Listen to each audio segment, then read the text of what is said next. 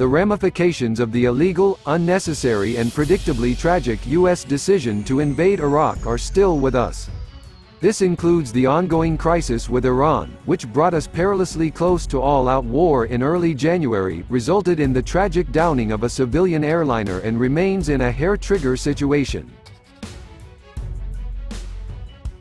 Those of us who opposed the 2003 U.S. invasion of Iraq raised questions regarding the Bush administration's false alarmist claims about Iraqi weapons programs and weapons systems.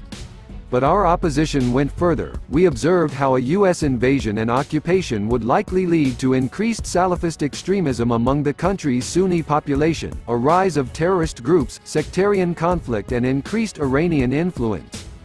Ironically, these predictable results were then used as an excuse for why the United States had to keep troops in Iraq for nearly 9 years. It was not ancient hatreds that spawned the sectarian conflict which engulfed Iraq and led to heavy Iranian influence in the country, but misguided U.S. policy.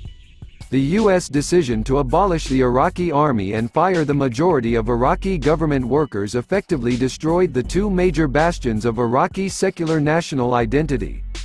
The new Iraqi armed forces were built out of sectarian Shia militias, some, though not all, aligned with Iran, which the U.S. believed would be more effective in fighting Ba'athists, Sunni tribesmen, Salafist groups and others opposing the U.S. occupation.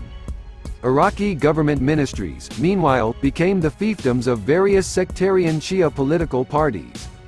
The result was a bloody sectarian conflict, peaking in the 2006 to 2008 period, resulting in tens of thousands of deaths, primarily civilians.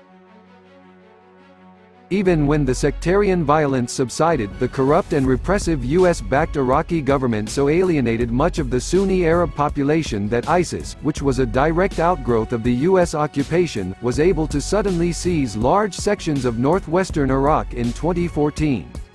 In response, US troops returned to fight them, while the United States provided direct air support for Hezbollah Kataib and other militia on the ground.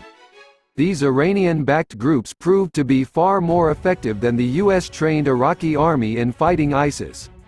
They also proved to be notoriously ruthless, targeting Sunni civilians as well as ISIS fighters, while US-led airstrikes killed thousands of additional civilians.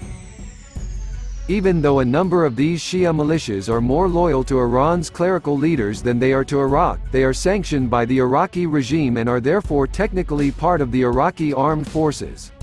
This is why the U.S. airstrikes on 5 Hezbollah Kataib bases on December 30 created such a crisis. Bombing a branch of the armed forces of an ostensible ally without permission or even warning understandably created a backlash, not just among partisans of these militias, but ordinary Iraqis as well. Ironically, this came at a time when popular resentment against these militias, which have been implicated in sniper attacks against both Sunni and Shia Iraqis protesting endemic government corruption and human rights abuses, was growing.